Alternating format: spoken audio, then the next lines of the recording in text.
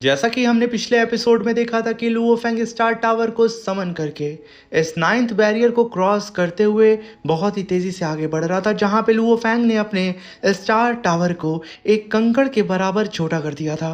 तभी Luo Feng के सामने फाइनली अपीयर हो जाता है सुवो विंग्स के दो फ्रेगमेंट, जो कि लुओ फेंग को खुद के पास आने से मना कर रहे होते हैं और लुओ फेंग के ऊपर विल पावर अटैक कर रहे थे। लुओ फेंग उन अटैक को होल्ड करते हुए अभी भी आगे बढ़ते जा रहा था, बस उसकी रफ्तार कम हुई थी। मेरे प्यारे से दोस्तों, अब यहाँ पे हम इस एपिसोड को स्टार्ट करते हैं। इस एपिसोड की स्टार्टिंग में हमें बबाता को दिखाया जाता है, जो कि अपने डिस्प्ले को अपीयर करके लुओ फेंग से कहती है कि लुओ फेंग 20,000 किलोमीटर हम दूर हैं सुवो विंग्स के उन दोनों ही फ्रेगमेंट से।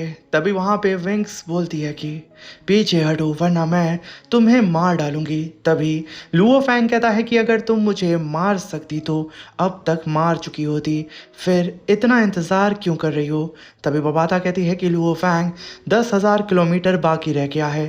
तभी सुवो विंग्स कहती है कि मुझसे दूर हो जाओ कचड़े के टुकड़े, नीच इंसान, तुम्हें इसकी कीमत चुकानी पड़ेगी, तुम ज़रूर पछताओगे। तभी बबाता कहती है कि ये बार बार बस वही कुछ लफ्ज़ दोहरा रहा है लुओ फेंग, मुझे तो ये चीज़ बिल्कुल भी समझदार नहीं लग रही है। तभी बबाता सुवो विंग्स के उन दोनों ही फ्रेगमेंट को देखते हुए कहती है कि अर्थ पर जो हाई टायर के मॉन्स्टर थे उनका भी दिमाग इस बेवकूफ़ से काफ़ी ज़्यादा है। ये कहने के साथ बबाता अपने टॉय को ढूंढने लगती है। तभी लुओ फेंग कहता है कि अजीब बात है, इस विंग्स की इंटेलिजेंस ही लगभग ना के बराबर है, लेकिन इसकी विल पावर बेहद खतरनाक और जंगली है। तभी बबाता अपने दोनों ही टॉय को निकाल करके विंग्स को दिखाते हुए चिढ़ा रही थी कि बेटा, ये दोनों ही अर्थ के मॉन्स्टर तुमसे बहुत ज़्यादा समझदार हैं। तभी वहां पे लुओ फेंग कहता है कि बबाता, क्या तुम्हें इस इसके बारे में कुछ पता है। तभी बबाता कहती है कि नहीं, मगर हम 5,000 किलोमीटर करीब आ गए हैं, अब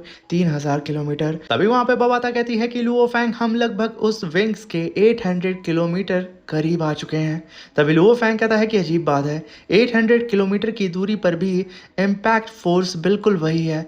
ऐसा लग रहा है जैसे ये विल पावर अटैक हर जगह एक साथ मौजूद हो। तभी वहां पे बबाता फिर से अपने मीटर की ओर देखते हुए कहती है कि लुओ फेंग, अब स्टार टावर उन दोनों ही विंग्स के फ्रेगमेंट से लगभग 400 किलोमीटर दूर है और अब 200 किलोमीटर दूर है। मगर तभी लुओ फेंग को एक झटका लगता है विल पावर का और उसका सर घूमने लगता है। जहां पे लुओ फेंग अपने दांत को पीसते हुए खुद को स्टेबल कर रहा था। तभी बबाता कहती है कि लुओ फेंग, तुम ठीक तो हो ना, क्या हम रुक जाएं।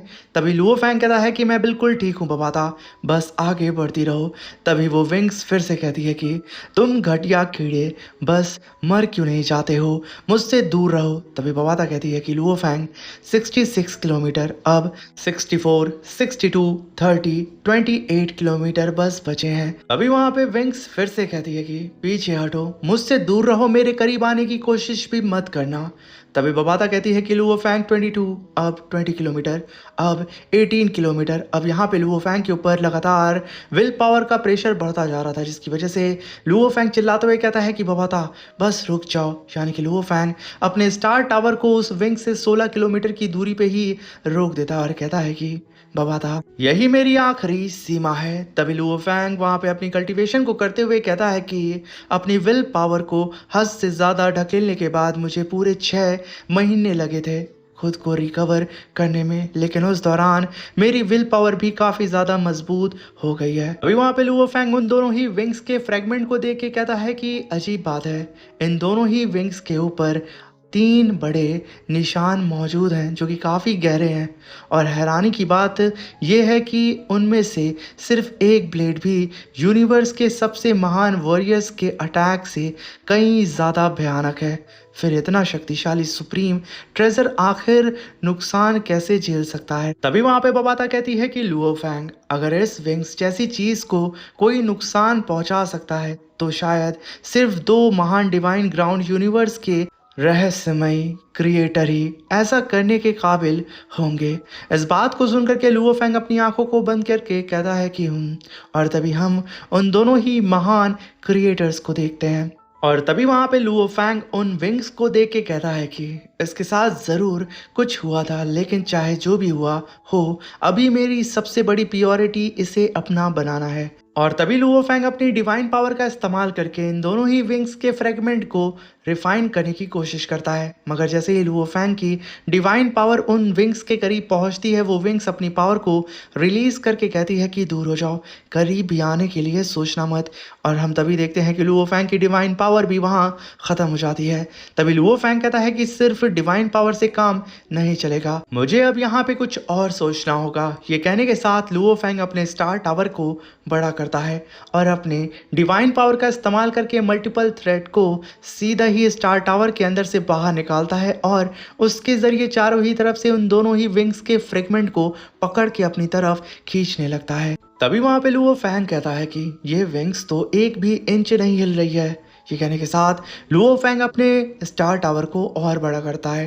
तभी बबाता कहती है, लुओ फैंग, स्टार टावर हजारों किलोमीटर तक बड़ा हो चुका है, लेकिन ये छोटी सी विंग्स अभी भी अपनी जगह से नहीं हिली हैं। यकीन नहीं होता कितनी अद्भुत चीज़ है ये। तभी वो विंग्स कहती है कि तुम घटिया इंसान पीछे हटो, मेरे सब्र का इम्तिहान मत लो, दूर हो जाओ और अपनी मौत को मत बुलाओ। ये कहने के साथ वो साउंड वेव को यानी कि अपनी विल पावर को रिलीज करती है, जिसकी वजह से लुओ फैंग का सर चकराने लगता है और वो अब यहाँ पे अपनी पकड़ को खो देता है उन दोनों ही विंग्स से। तभी वहाँ पे लुओ फैंग को एक और मिस्टीरियस सी आवाज़ सुनाई देती है, ह्यूमन। तभी लुओ फैंग उसे देख के कहता है कि तुम कौन हो? और तभी लुओ फैंग उस मिस्टीरियस से बंदे की विल पावर को सेंस करके कहता है कि ये विल पावर पहले वाली क्रशिंग फोर्स से बिल्कुल अलग महसूस हो रही है। और तभी वहां पे एक ओल्ड मैन अपीयर होता है और वो मुड़ते हुए कहता है कि मैं विंग्स सुप्रीम ट्रेजर की स्पिरिट हूँ।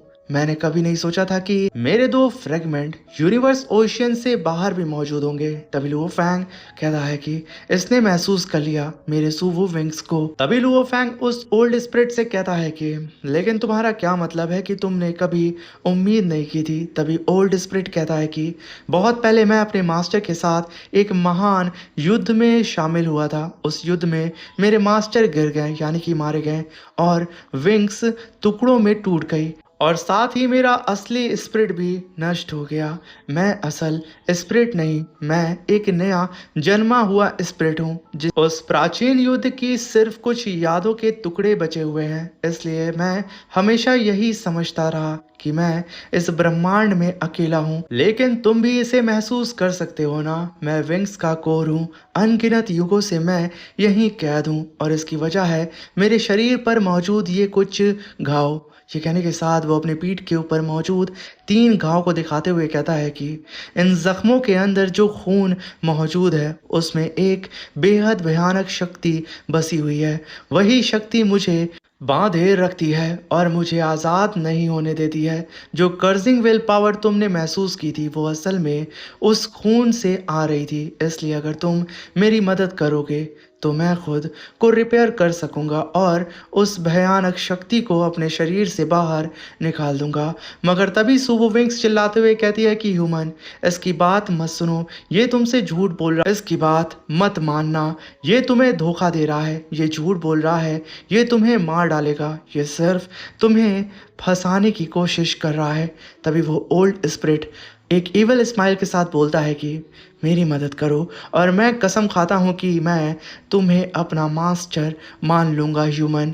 तभी वो विंग्स उस ओल्ड स्पिरिट को अपनी तरफ खींचते हुए कहती है कि इस पर भरोसा मत करो ह्यूमन, ये तुमसे झूठ बोल रहा है। तभी ओल्ड स्पिरिट कहती है कि असली झूठा तो ये है, ये हर बार तुम्हें दूर भगाता है क्योंकि इसे खुद के नष्ट होने का डर है। तभी लुओ फैंग कहता है कि अगर ऐसा है तो पहले तुम मुझे अपना मास्टर मान लो, उसके बाद मैं तुम्हारी मदद के लिए जो कुछ भी कर सकता हूँ वो सब करूँगा। तभी ओल्ड स्पिरिट कहता है कि ऐसा नहीं है कि मैं नहीं चाहता, लेकिन मेरे मास्टर को एक्सेप्ट करने की कंडीशन बहुत कठिन है, उन्हें पूरा करना आसान नहीं। सबसे पहली कंडीशन परफेक्ट जीन का होना। तभी लुओ फैंग कहता है तो फिर मैं क्वालिफाई करता हूँ, मेरे पास परफेक्ट जीन है। तभी ओल्ड स्पिरिट एक और इवल स्माइल करते हुए कहता है कि सिर्फ परफेक्ट जीन काफ़ी नहीं है, इसके लिए पर्याप्त विल पावर भी चाहिए और तुम्हारी मौजूदा विल पावर एक यूनिवर्स मास्टर के लेवल पर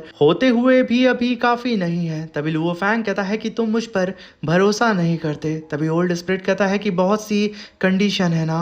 अभी लुओ फैंग कहता है कि इतनी सारी कंडीशन ये दिखाकर लगता ही नहीं कि तुम सच में मुझे अपना मास्टर बनाना चाहते हो। तभी ओल्ड स्प्रिट कहता है कि मैं तुम पर कोई दबाव नहीं डालूंगा, तुम जितना चाहो उतना समय लेकर सोच सकते हो। तभी लुओ फैंग कहता है कि मुझे भी कोई जल्दी नहीं है। तभी लुओ फैंग अपने मन में कहता है कि अगर ये ओल्ड स्प्रिट सच में कोई जाल बिछा रहा है तो देर सवेर इसका सब्र टूट ही जाएगा। तब तक मैं इसी वक्त का इस्तेमाल करके अपनी विल पावर को और मजबूत बनाने के लिए कल्टीवेशन ही स्टार्ट कर देता हूँ। ये कहने के साथ लुओ फैंग अपनी कल्टीवेशन को स्टार टावर के अंदर ही बैठ के करना स्टार्ट कर देता है। यहाँ पे धीरे धीरे करके लुओ फैंग की विल पावर बहुत ही तेजी से अपग्रेड हो रही थी, उसकी अंडरस्टैंडिंग बहुत ही अच्छी हो रही थी और वहीं पे बबाता अपनी असिस्टेंट के साथ मजे लूट रही थी। तभी लुओ फैंग अपनी कल्टीवेशन से उठता है फाइनली 6 साल के बाद। तभी वहां पे लुओ फैंग कहता है कि पूरे 6 साल बीत गए और इस दौरान स्टार टावर और विंग्स के बीच की दूरी सिर्फ 1 किलोमीटर और कम हुई है। और वहीं पे वो ओल्ड स्पिरिट उन दोनों ही फ्रेगमेंट के ऊपर बैठ के मजे कर रहा था। तभी लुओ फैंग को वहां पे आवाज आती है, मैं लुओ फैंग एकदम चौंक जाता है और तुरंत अपने स्टार टावर को पीछे करता है और कहता है कि आखिर कौन है। बबाता की असिस्टेंट तो बाकायदा गन लेकर के लुओ फैंग की वर्ल्ड रिंग से बाहर आ जाती है कि अबे कौन है जो कि मेरे स्टार टावर के अंदर घुसने की कोशिश कर रहा है। तभी लुओ फैंग देखता है कि ये आवाज़ तो उसकी ही सुवो विंग्स से आ रही है।